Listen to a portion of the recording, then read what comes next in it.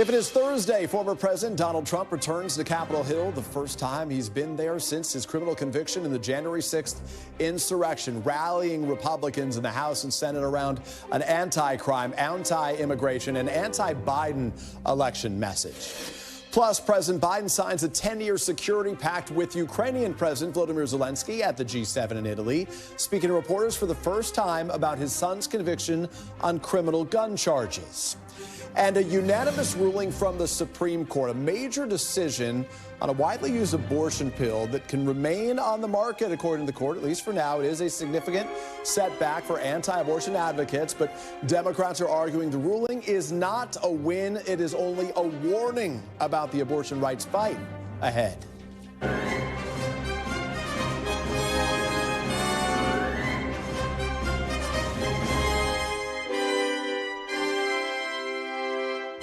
Welcome to Meet the Press Now. I'm Peter Alexander on what was a busy day here in Washington as the former president, Donald Trump, the presumptive Republican presidential nominee, made his first trip to the Capitol grounds, the Capitol complex, since the January 6th attack for his first meeting with Republican lawmakers since his criminal conviction. In the words of one of his top congressional allies, he was greeted with a, quote, pep rally from Republicans.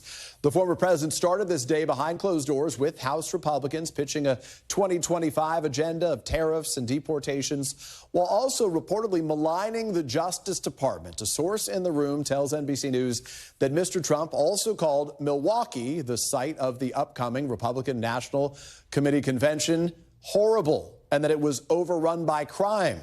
Republican lawmakers emerged from the meeting to drive home their support of the former president. We are 100% unified behind his candidacy and are ready to get to work on behalf of the American people. Anybody who thought that this president was going to be down after the sham trial, after that crooked trial that we saw in New York, think again. It's only given him even more energy. He wants to fix the country. He hit immigration. He hit crime. He hit all the hot points that this country's thinking about. It's the best speech I've ever heard. We believe that we're going to win back the White House and the Senate and grow the House majority. And when we do that, we will not waste a moment. After a closed-door discussion with the business leaders, Mr. Trump met with Republican senators and said they are in lockstep with him all the way. We have great unity. We have great common sense.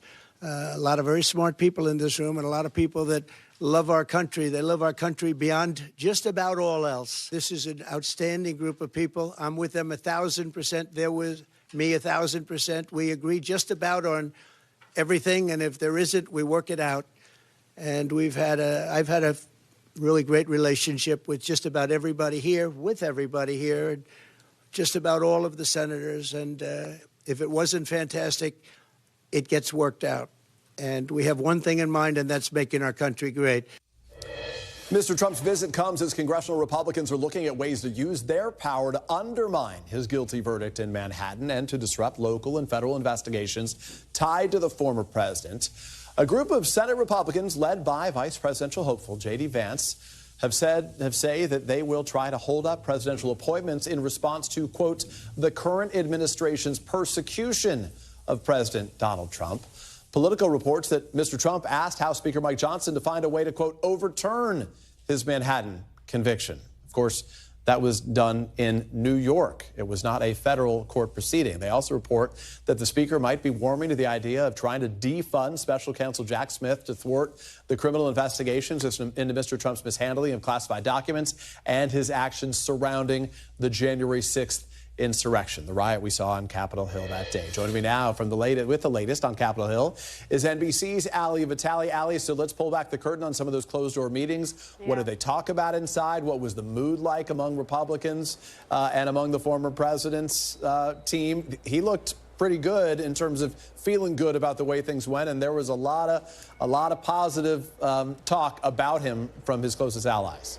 He seemed to, and certainly the message for most Republicans coming out of this meeting, I would say the majority of them that I spoke to, was this is a party that's unified, and this is a party that wants to head into November with the full strength of every piece of the Republican base behind them. Certainly, outside the House Republican Conference this morning, you saw the enthusiasm that Congressman Ralph Norman and other Republicans used when talking about these remarks. They were really wide-ranging. Certainly this morning, they began by talking about by giving him an early birthday celebration. That then continued onto the Senate meetings, as if every senator needed the chance to wish him a happy birthday and be part of the chorus, literally singing to the future nominee of the Republican Party in advance of his birthday a few weeks from now. But the other topics that were covered were policy-based, and it really felt like Trump was riffing on a whole range of things, from abortion as a key issue in the election all the way through tax policy, and also urging Republicans, especially those on the House side who have had some trouble with keeping their speakers, to be nice to each other, trying to put some bad blood behind them. I think it's especially notable when you talk about putting bad blood behind them. Senator Mitch McConnell was at the meeting with the former president. It's the first time they've been in a room together in years, the first time they've spoken since Trump left office. McConnell, you will remember, Peter, was blistering in his criticism of the former president for the role that he said Trump played morally on January 6th. That criticism is not something McConnell has backed away from since. He has been consistent in saying that he would support the nominee, though, as well. That explains a little bit of what we saw today, behind the scenes, at least, what brought McConnell into the fold again. Yeah, of course, and as striking as anything to give you a sense of what they were trying to accomplish with this visit. Notice that a New York Times photographer was invited into that room to capture that photo. So in some way, they could sort of put out what they would like to have effectively be a press release to say, hey, look, we're all good here. We're all unified, as he says. There were a lot of vice presidential hopefuls who were with the former president today. We saw J.D. Vance over his shoulder. Tim Scott was in the room. I was struck by watching Ted Cruz, who had fought for the last presidential nomination against him, who he attacked repeatedly, attacking his father and his family, sort of smiling along here. But what did you make of the vice presidential hopefuls there? This is exactly the image that Republicans wanted to come away from.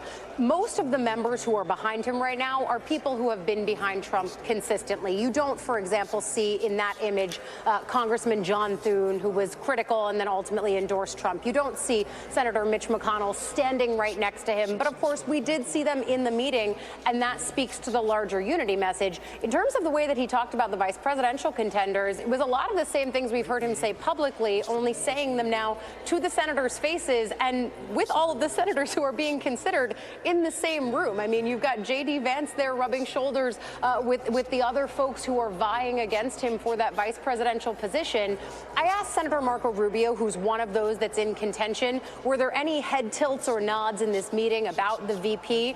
He said, no, it's not that kind of a meeting. But he also spoke to the larger stakes here. When I said, what does it say that even McConnell was in this room today? And he says, we're Republicans. We want to win. I mean, we work in politics. Sort of saying the quiet part out loud here. But this is a moment for Republicans, by and large, to come together. I do think we need to note there were two Republicans that were not in that room today, Senators Lisa Murkowski and Senator Susan Collins, consistent critics of the former president. And when I spoke with Murkowski today, she reiterated to me what she had told me back when she endorsed Nikki Haley, which is that she's not going to vote for Trump. And she's not happy with the Republican or Democratic candidates. Sort of leaves her without a home right now politically. Yeah, Ali Vitale, good point there. And it was notable to also see Steve Daines standing side by side with the former president. He is relying on Mr. Trump as much as anybody to try to support some of the more mainstream-ish, as it were, candidates, as opposed to the more conservative MAGA Republicans, who they think could make life a lot more difficult for them come the elections down ballot this fall. Ali, thank you. Joining me now, my NBC News colleagues,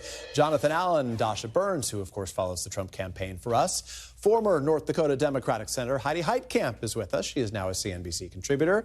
And former Pennsylvania Republican Congressman Charlie Dent is at the table as well. Dasha, let me ask you, because this is what you do for a living. You were there. You talked to a lot of folks ahead of time. You talked to them after as they exited the room right now. This was sort of the image that they wanted today, right? The idea that, hey, we are all back together despite all the divisions you may have heard about. This is the unified front. Are they satisfied that that was accomplished here? Yeah, I mean, unity was hammered over and over and over again. Representative Matt Gaetz said this was a pep rally for Trump, and that is pretty striking considering the last time he was on Capitol Hill was on January 6th. And you had people like Senator Tim Scott, who in Mike Pence's book, in Vice President Mike Pence's book, there's an excerpt where he talks about how Scott was one of the first people he saw when he came out of, came out of where they were keeping him safe. And Scott said thank you and asked to pray with Mike Pence. Now Tim Scott is on the short list for VP, right? And so this was really everyone coming together to say, this is our guy. And this might be the guy that helps us win elections, by the way, because if you look at polling right now, Trump is polling better than most of the folks down ballot right now. Not the same case for Biden. And I think that was another part of the Trump campaign, sort of trying to contrast where Republicans are at with their leader of the party versus Democrats. It was funny. I was flipping around the channels afterward on Fox News. They were saying this was a very sort of disciplined set of remarks by Donald Trump that lasted maybe 5 minutes total. It was no ironic, questions also from the press. Per usual, right? He calls it a press conference, but doesn't allow reporters to ask questions. But notably, they called it such a disciplined day when only a matter of hours ago he ripped on Milwaukee, the city in a critical battleground state where he's going to be hosting the Republican convention for now. Charlie, let me ask you, we were talking about January 6th for a moment here. The president wasn't there at January 6th, but let's be clear, that was like a defining moment in his career. So to be back on the Capitol steps in some form, close by, was a big moment for a lot of Americans watching it. He did meet with Mitch McConnell today. McConnell had this to say about him after impeachment. Take a listen. There's no question, none, that President Trump is practically and morally responsible for provoking the events of the day. No question about it. The people who stormed this building believed they were acting on the wishes and instructions of their president.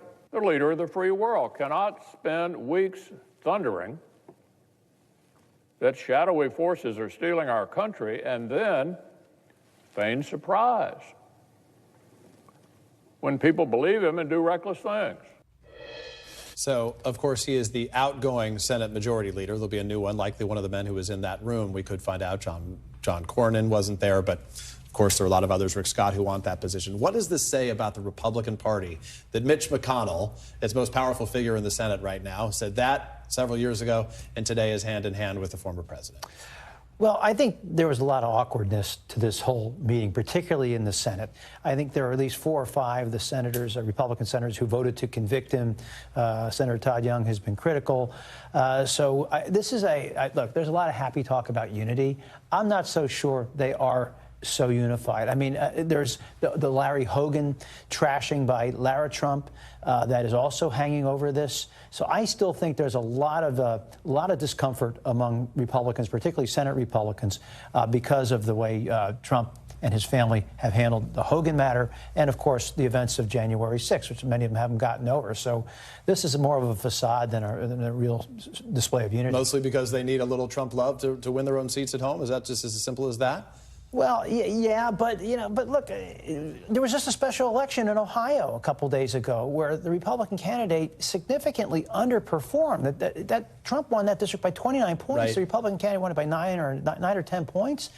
Not that special elections are indicative of what will happen in a general election, but you have to really take a look at that. That's a very Trumpy district. It's clear to me that when people are voting, they're saying something different than what we're seeing in the polls. Senator, for Democrats watching Donald Trump on Capitol Hill today, right? This sort of hit a lot of Democrats in the face, like, oh my gosh, we might be doing this again. Well, absolutely. And I think this had less to do with unity in their party, because everybody's going to rally around the flag eventually. It had something to do with Trump wanting to tell the public, I'm presidential. I can come into this room, have cordial relationships with my own party, move an agenda forward. This was all about the image for Trump because, he's trying to wipe out what I think is a lot of chaos in terms of his banter back and forth, certainly after his trial. And he's trying to now find a different place to stand in and a different format. And I think, in that case, maybe he accomplished something today for himself. John, let me ask you about this. I mentioned it earlier, the former president earlier in that behind closed-door meeting, referring to Milwaukee as horrible. It's not the first time he's hit on what he views as liberal bastions, right? The sort of bluer cities, the major cities in the country right now. His campaign is pushing back, saying that he was referring to alleged voter fraud and crime in the city. But that obviously, if you're living in Milwaukee right now, if you live in the suburbs of Milwaukee, in Waukesha or elsewhere, you can't see that and be like, what the heck? I mean, that can't be what the former president was trying to do today. I mean, I'd be surprised if this would actually turn any votes. It's old school politics for people from outside the cities to attack the cities. But if you live in Wisconsin, that's on the front of your paper. Absolutely. You'll read it. It might upset you a little bit. My guess is it's going to be more upsetting to people who aren't with Donald Trump. I mean, look, we just looked at the United States Senate where you had everybody from Mitch McConnell, who was hiding from the Trump mob, to Josh Hawley, who was fist pumping for the Trump mob, huddling with Trump today. So I don't think he's going to lose any base there. I think it's fascinating, though, that if you're going to pick on a Wisconsin place as a Republican, that he went for Milwaukee and not Madison, which to any Wisconsin Republican is known as the big liberal bastion, and it's where the biggest set of votes are going to come for Joe Biden. Is that strategically smart?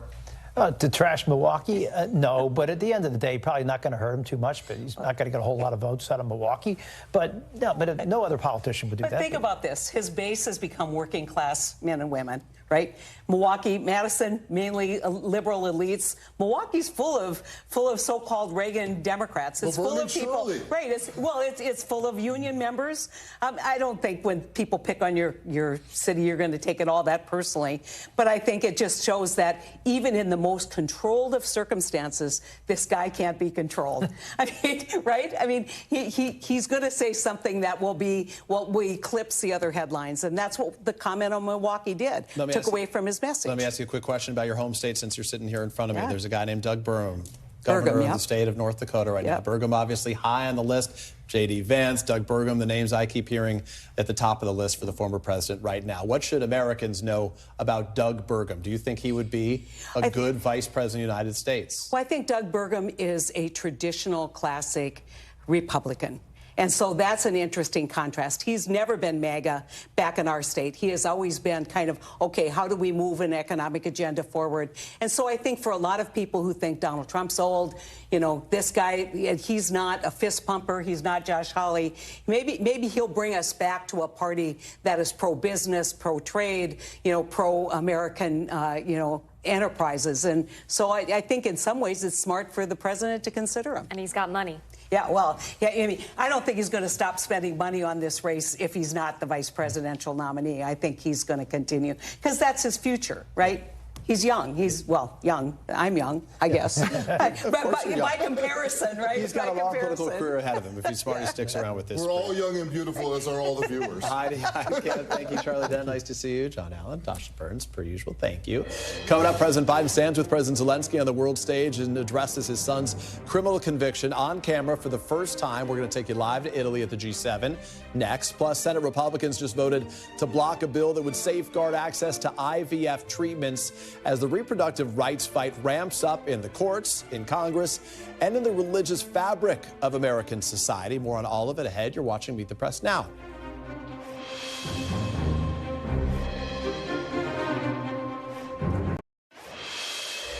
Welcome back. President Biden made his first on-camera comments today about his son, Hunter Biden's felony conviction in his federal gun trial, reiterating his support for his son and his trust in the American justice system. I'm extremely proud of my son, Hunter. He has overcome an addiction. He's one of the brightest, most decent men I know. And I am satisfied that I'm not going to do anything. I said I'd abide by the jury decision, and I will do that, and I will not pardon him. The president also later confirming to my NBC News colleague, Gabe Gutierrez, before leaving the stage that he would not commute Hunter Biden's sentence either. Those comments came during a signing ceremony and a joint news conference with President Zelensky for a new 10-year bilateral security agreement in an effort to sort of signal America's long-term commitment to Ukraine. This follows a rapid succession of other announcements aimed at imposing consequences on Russia and reassuring America's allies, including new U.S. sanctions on Moscow's financial system, and an agreement by G7 leaders to use frozen Russian assets to back a $50 billion loan to Ukraine to help them buy weapons and ammunition, as well as to begin rebuilding damaged infrastructure throughout the country. There is a lot of rebuilding to take place, but only when this war finally concludes. And joining me now from Italy is my White House colleague, Monica Alba. Monica, break down what this new security agreement means for the U.S. and the Ukraine relationship. As Zelensky himself said, this includes the provision of advanced defense systems like Patriots and fighter jet squadrons, plural, he said. Yeah, things that President Zelensky has been asking for months, Peter. And the president apologized to President Zelensky just a week ago when the two were together in France for how long it took Congress to approve that supplemental funding. And during those months where it was in doubt, there were these conversations going on behind the scenes about this security agreement between the U.S. and Ukraine that the president was hoping could be solidified by around now. And it is a 10-year-long commitment to this defense cooperation. And what's significant about that is, of course, the longevity and the meaning behind the message that this sends to Russia, they hope. And the president said that that was really his intention, that if President Putin thinks he can outlast Ukraine and the U.S. and the international community that has really banded together behind Ukraine and its defense against Russian aggression, that President Putin would be mistaken to think that. Now, what this doesn't do is commit anything like U.S. troops on the ground in Ukraine as they continue to defend really critical territory. But it's a sign of how the president hopes this will continue no matter who is in office. And of course, we know during this brutal re-election fight, it's possible that former President Trump could be back in office, and it's unclear exactly what he would do when it comes to supporting Ukraine, though, of course, we know he has made many comments about withdrawing from NATO and suggesting that if people are not paying their fair share when it comes to defense spending, that they essentially, he has said, Russia has the right to do whatever it wants to those countries. So plenty in terms of the political backdrop here, but also this really important relationship between the U.S. and Ukraine in southern Italy here today, Peter. And of course, making a bit of news on the ceasefire negotiations as well. Obviously, the president keeping a very close eye on that. A lot of the allies with whom he's meeting right now want to see a resolution, and they want to see it quickly. Yeah, they're really pushing for that. And the president, of course, is the one who laid out these details about 2 weeks ago for what he hopes will be a multi-phase plan for the war to end in Gaza. And he has really urged all of these leaders and everybody around the world to pressure Hamas to accept the current proposal that's on the table. But he also said that he really wasn't sure and didn't want to predict when that might happen, even though we heard from everybody from Secretary Blinken to the National Security Advisor that the time for this war to end is upon us, and they are really stressing that they're hoping this happens soon, but it's just very unclear exactly when that could take place, Peter. Yeah, they say at the end of the day it comes to Yahya Sinwar. He is the leader of Hamas, believed to be deep underground right now in Gaza. The hope is that he will say yes to this ceasefire, as so many others, America, Israel, and a lot of allies have said they are on board. Monica Alba on the ground for us in Italy. Monica, safe travels. We appreciate your reporting. And for more on today's meetings at the G7, I'm joined on set by Bill Taylor, the former U.S. ambassador to Ukraine and vice president for Russia and Europe at the U.S. Institute of Peace. Ambassador Taylor, always nice to see you in person as opposed to via satellite. Let me just get to it with you. This 10-year security agreement announced today. What is the simple message the president is trying to send to America's allies and to its adversaries with this announcement? Strong message is we are there to support Ukraine. We are not getting tired. We are going to continue this support. The support is on the military side. It's on intelligence side. It's on training. It's also on the economic side. Sanctions were mentioned in this report. So this is a demonstration of U.S. commitment to this cause. So I want to follow up on that, and I want to remind the audience who's seeing you, and they're like, I think I know that, Ambassador. You of course, served as chargé to Ukraine during the Trump administration when the former president issued what was described as a quid pro quo on Ukraine aid in exchange for damaging information on the Biden family, something he was impeached for, was later acquitted. But as you know, President Biden and Zelensky, they signed this agreement today, and there's a big sense broadly in the conversations I had with foreign leaders when I was traveling with him at the D-Day commemorations last week in France that there's real concern about what happens if there is a second Trump term right now. How much of this was to sort of Trump-proof things, and how much of this was sort of focused on that desire to tell allies, hey, we recognize your concerns and we're trying to accommodate those? I think the main purpose of this agreement is to demonstrate long-term support. Yes. Could Donald Trump come in as the next president, I guess, is a simple question. Say, you know what, I've made it clear I want more money from our European allies. I don't think we should be spending more money on Ukraine. I said I'd get it done on day one. That means Ukraine has to settle for the losses it has, and we're done here. Peter, he could say that. He probably won't. We don't know what's in his head about this. He's given, as you've indicated, different messages on Ukraine. He allowed that $61 billion to go through. He supported the speaker when the speaker was trying to push it through. So there's some indications there. But this is binding on this administration. This agreement is an executive agreement. It's a binding it has the force of law for this administration. But the next administration could come in and change it. There's no doubt about that. And Europeans are concerned about that. The Ukrainians are concerned about that. They are doing what they can to prepare. In either case, President Zelensky was asked this question, and he said, the U.S.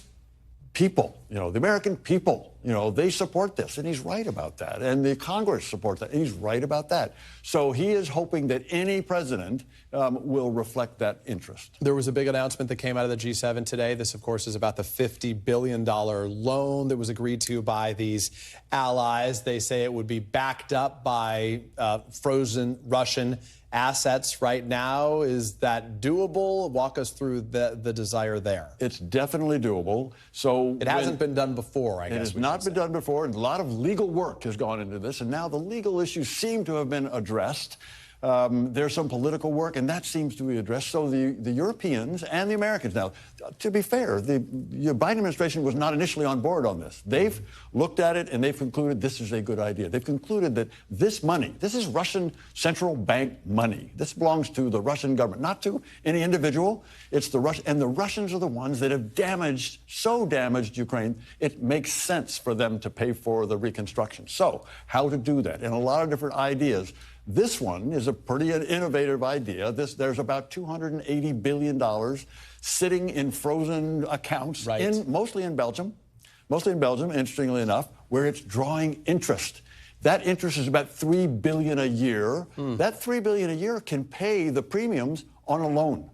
We Americans are going to provide this loan. We'll take the interest from this $300 billion, $280 billion, $3 billion a year, and pay it back, and that will allow the loan to be $50 billion. Let me ask you a quick question about the American journalist from the Wall Street Journal, Evan Gershkovich, who, of course, has been held, wrongly detained by the Russians for far too long at this point. We know now today that there is going to be a trial, the Russians said, for him. Who knows exactly when that takes place. With Brittany Griner, there needed to be a trial so they could have that conviction before they were willing to turn her over in an exchange with the U.S. Does that give you some hope that we are nearing resolution for Evan? That's been the pattern. A swap makes some sense. I don't know who's involved in the other side. But once a conviction has come through, which is almost foregone, then they could move to the next stage. It's always a pleasure to have you here. I appreciate it, Ambassador. Thank you, Peter. Thank you very much. And coming up next right here, the Supreme Court ruling that one of the nation's most widely used abortion medications will stay on the market. We're going to dig into the ruling, the legal fallout, and much more. It's all next. You're watching Meet the Press now.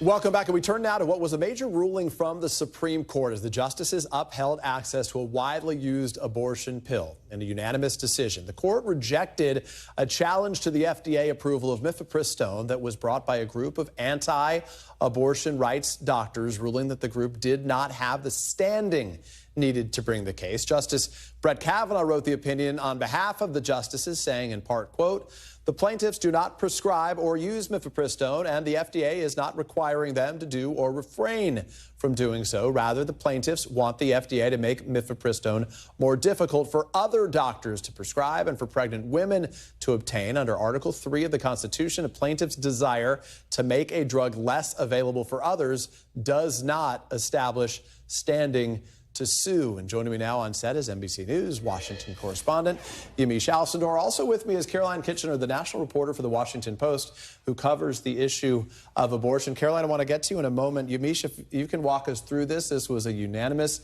decision. The first thing that we heard from campaign aides for the Biden side and from the president himself is this is not done. Make no mistake, This is about standing. This doesn't rule out the potential efforts to try to get rid of mifepristone, the access to abortion medications. That's right. Now, this was the most significant abortion ruling since this court overturned Roe v. Wade about 2 years ago. That being said, this was a ruling and a decision on standing, which means that the doctors and these anti-abortion groups that sued the FDA to try to curtail access to mifepristone, they just simply they were not able to show that they were injured in any way. And there were really hints of this during the oral arguments. You had Brett Kavanaugh, who of course is a conservative, part of that 6-3 conservative majority. He asked, well, doctors, you can already say that you don't want to perform an abortion. You can already say that you don't want to prescribe an abortion medication. So why would you be here in our court trying to sue? Why could you block others from having access to it? Exactly. So this really means, though, that there could be other people in a separate case that comes forward. Maybe it could be a patient possibly that says, I took mifepristone and I was harmed by it. It could be a doctor who said I was forced to prescribe it. So there is some window and some opening here. And that talking points that you heard from Democrats, which I heard all day standing outside the Supreme Court texting people, this isn't over. It's not safe overall. But we should say for women who are watching this, mifepristone for now is accessible in exactly the way it was yesterday. So walk us through this. There is one more abortion case on deck. Can you tell us about that? And obviously we expect the court's decisions to be made before the end of this month. So what is that and where does it stand?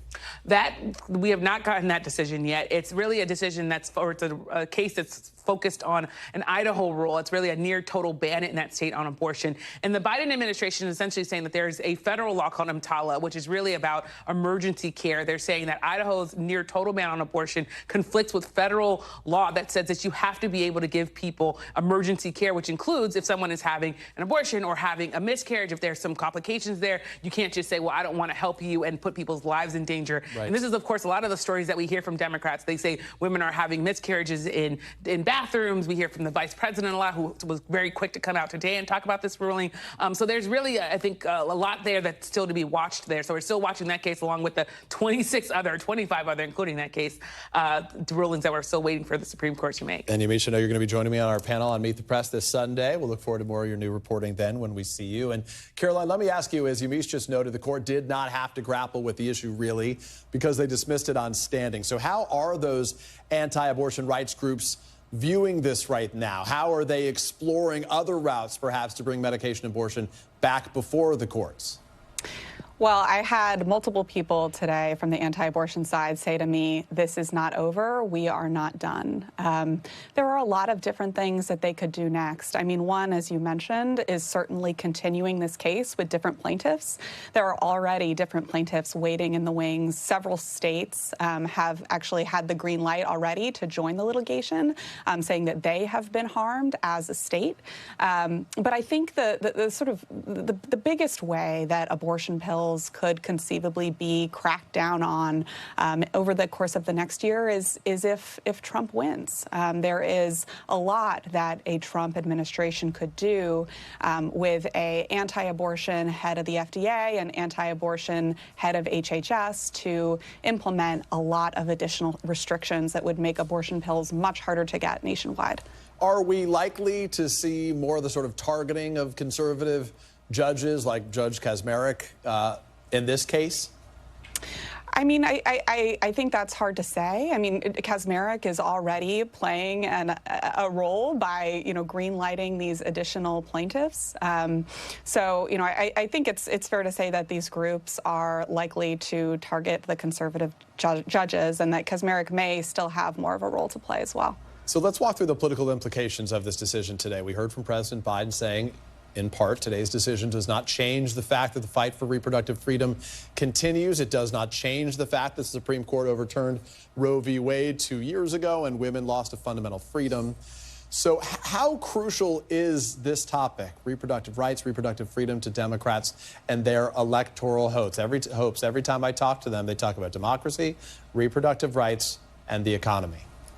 I mean, I think it's enormously important for Democrats, and they are, looking to these Supreme Court cases, which are sort of big moments where the nation is paying attention to abortion, to make these points, no matter how the Supreme Court rules. Like you said, they were out there today saying, yes, this is a victory for abortion rights, but it's a temporary one, and it's one that could very much change with the election. You know, what was striking for me is, as this is played by the Republicans right now, Donald Trump, who was here in Washington today, has waffled on this issue of abortion for months, frankly, for years. He said it's up to the states now, that that's his final sort of position. But even talking to Republicans about it today privately, he drew mixed reaction. Is that, I mean, are voters, like, where do voters fall on this issue right now? The former president has made clear this is not a good issue for him and for Republicans. And frankly, there's real concern in my conversations with Republicans about the states where there are abortion-related ballot items that will be there this fall, that it may motivate voters. I mean, I think former President Trump is trying really hard right now to walk a very fine line and strike a very difficult balance, you know, by saying that it is up to the states. But then, you know, you saw about, you know, a month or two ago, when the Arizona Supreme Court came down with a decision saying, you know, we're green lighting this 1800s abortion ban. Then you sort of saw him step back and say, "Oh, well, wait. You know, we shouldn't leave this. We shouldn't leave this to that decision, to that court, that state court. You know, we should try to do something about this." So that was very interesting, I think, because it doesn't seem like he wants to entirely leave it to the states. Yeah, well, we're going to be watching this very closely. I know a lot of Americans will be as well. It's always a pleasure to have you here, Caroline. I very much appreciate your time and your expertise on this topic. And coming up next after the break, more developments in the debate over reproductive rights as the nation's largest Protestant group sends a message, a major message, the evangelical movement, by formally opposing in vitro fertilization. That story is next. You're watching Meet the Press now.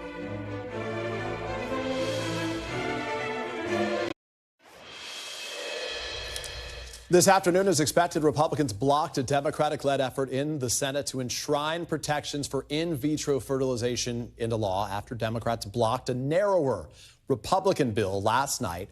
Ahead of the vote, all 49 Senate Republicans signed a letter in support of the fertility treatment, accusing Democrats of what they called scare tactics.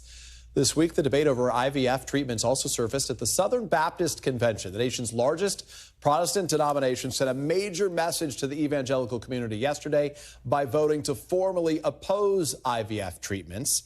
That aligns with the Alabama Supreme Court ruling in March that frozen embryos are considered children with full human rights. That ruling temporarily stopped IVF treatments in the state, forcing the Alabama legislature to intervene.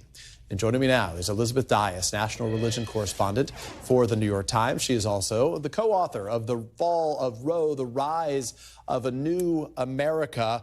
Elizabeth, thank you for joining me. I do want to begin on this vote by the Southern Baptist Convention. It's not a ban, so tell us what does this vote? Tell us, why did they choose to hold it? And as we talk about the largest Protestant denomination in the country, is there consensus on the ethics of IVF? This was a monumental decision by the delegates at the Southern Baptist Convention. It's the first time that this movement, which, as you said, is the largest Protestant denomination in the U.S., it's the first time that they've made this formal statement about IVF. And this is so important because what we've watched since the overturning of Roe, and even in the Supreme Court decisions, right, the fight to further limit access to abortion, we're seeing this doubling down by a conservative Christian minority of the country that is eager to press ahead with their goals, not just of limiting abortion, but of taking that to its logical conclusion. So that is what happens if you have a religious belief that life begins at conception. A group of Southern Baptists decided, okay, we have to follow that through. Let's put forward a measure to oppose IVF. And this is already controversial within the community. That's a denomination of 13 million people. This is a group of 10,000 that voted for this, but it's quite dramatic. That's striking that 10,000 voted, representing a group of about 13 million in this country. How does the approach to IVF sort of compare to other Christian denominations?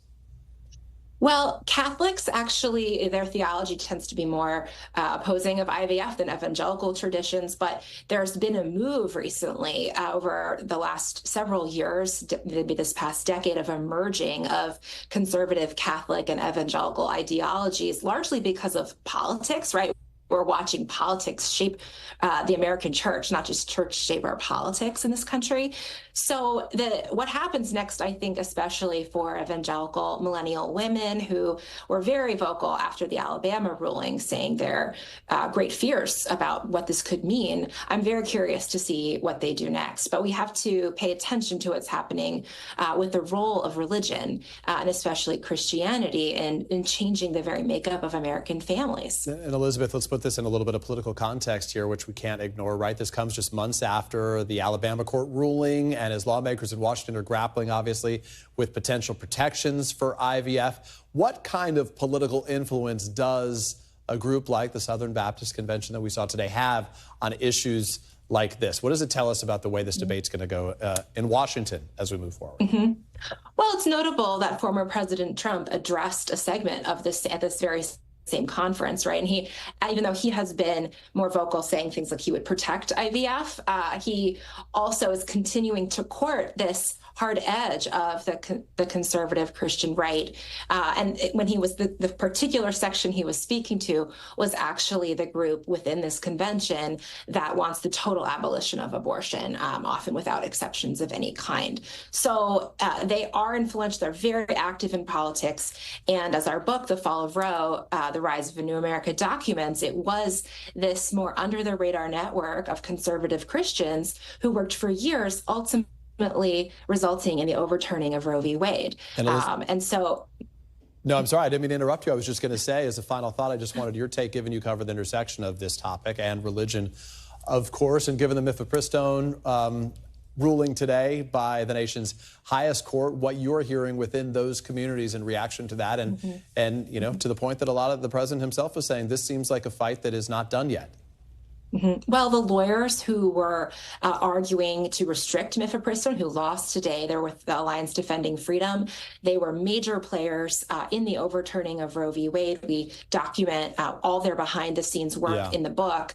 And they're not stopping, right? This is a long game. This is a movement that thinks in generations, not just political cycles. And so for them, it's a loss, but it's not the end. Elizabeth Dias, we really appreciate your time and expertise. Still to come right here, Biden's border backlash, my one-on-one interview with the head of the Congressional Hispanic Caucus as she urges the administration to drop its crackdown on asylum claims. That is next. Stay with us. You're watching Meet the Press Now. Welcome back. In an effort to shore up support among Latino voters, the Biden campaign is launching a new ad playing up its economic message. Here's a look. I know what it's like to struggle. I know many American families are fighting every day to get by. That's why no one, especially a billionaire like Donald Trump, will stop me from fighting the lower costs for food and rent, because hard-working families deserve a chance to get ahead. The ad comes as President Biden is facing criticism from some Democrats over the executive action he took last week to crack down on asylum claims at the southern border. The ACLU announced yesterday that it was suing the White House over the new asylum rule that came a day after a group of 18 House Democrats urged the president in a letter to drop the asylum rule. Meanwhile, several Homeland Security officials tell NBC News that the number of migrants crossing illegally has fallen by 25% in the week since the president took that executive action. And officials, or we should note officials, though, are still releasing some of those border crossers inside the United States. And joining me now is Congresswoman Nanette Barragan, there, I think I did it all right, Democrat from California and the chair of the Congressional Hispanic Caucus. Congresswoman, I appreciate your being here. Thanks for making time to speak to us. The number of migrants, as we noted, crossing into the U.S. illegally is down by about 25%, according to the Department of Homeland Security, since the president took this executive action. There have, of course, been some glitches to this point, but would you at least agree that it has been effective in trying to stem the flow of migrants entering the U.S. illegally? Well, first of all, it's too early to tell. Generally, when there's new orders, we always see a little bit of a drop-off, so it's too early to tell whether it's effective or not. I think the greater concern that I have and members of our caucus have is whether people who have valid asylum claims are being turned away, and that is what U.S. law provides that we should be able to do here, and that's an American value we have. Did you concede that the administration does have the legal authority, though, to do what it has done to this point? So are you suggesting that they do not have the authority to effectively not allow those asylum seekers to enter the United States? Well, That's why there's a lawsuit going on, right? A court will make that decision. We know that when the former president used authority, it was actually struck down. So that's something that the courts will decide, not for me to decide. But what we have been asking the president to do is, if you're going to take action that's enforcement only, that doesn't work for Latino voters, and it's not going to help with our messaging to Latinos across the country. So if you have to do enforcement policies, make sure that you pair them with something positive, something we can go in and talk about, and making sure that we're providing protections, for example, for undocumented folks that have been in this country for a very long time. They've been made promises for a long time. Congress has failed to act, but the president can. And that is what we continue to encourage him and implore him to do as quickly as possible. Let me ask you, there has, of course, been widespread agreement about the urgent need to sort of address the crisis of migrants illegally entering the United States right now, a record number having done so since President Biden took office. What do you think he should have done in the course of the last several years? Well, the first problem is that Republicans don't want to help do anything. And so they are preventing our ability to get the resources that are really needed at the southern border for more infrastructure, more processing, more judges, all of that. Acknowledging all of that, they say that the president could do things unilaterally here as well. They claim that he could shut down the border unilaterally. What do you think he could do unilaterally, acknowledging the recalcitrance, the reluctance of Republicans to provide any help in this effort? Well, I think there's got to be, the first question is, are there ways that we can provide more resources? There are some that say invoking the Stafford Act, saying that there is a crisis will allow that ability to give more resources down there. We have to make sure that there's more pathways so that people don't have to come between the ports of entry.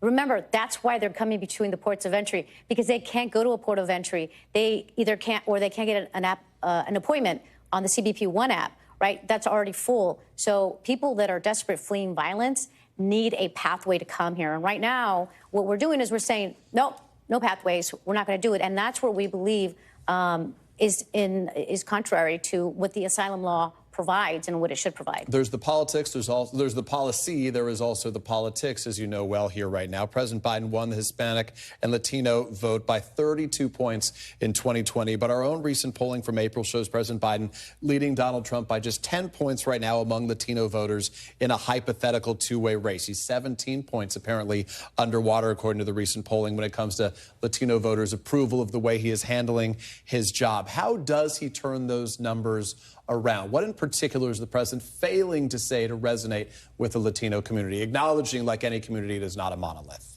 Well, that's very true. Look, polls are polls. One poll says one thing, another poll says something else. What we got to do is we got to go engage. This is something the Hispanic Caucus has done. It's taken the Hispanic Caucus on the road to go into these growing Latino-populated areas to talk about what we have done, but then what he's going to continue to do and to finish the job. If you take a look at the information and the data, what he is fighting for is for what Latinos want. And just take a look at women's reproductive rights. What's happening across this country with states that are limiting access to women's reproductive rights and abortion, you have Latinos overwhelmingly believe that this is a right they should have.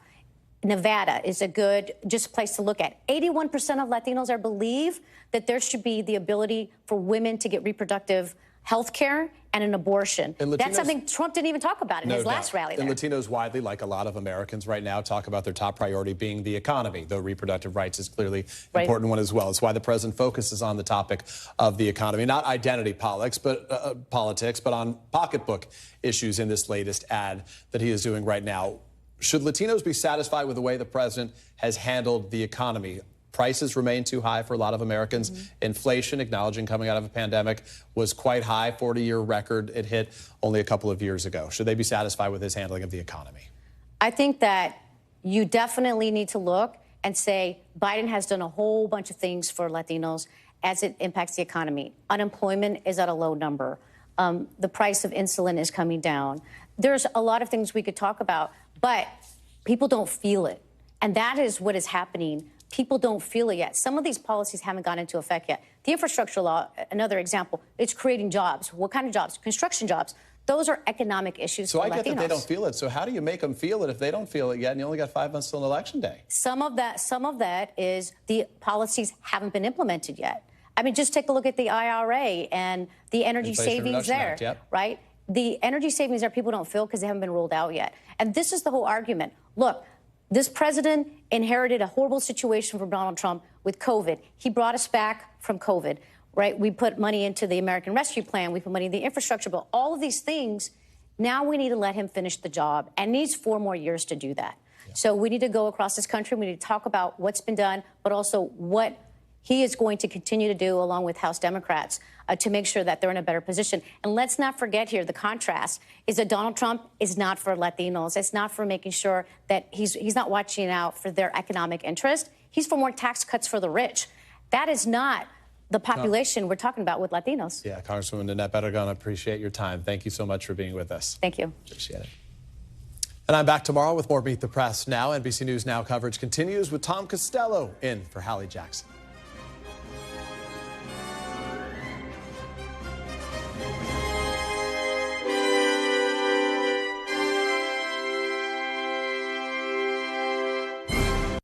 Thanks for watching. Stay updated about breaking news and top stories on the NBC News app or follow us on social media.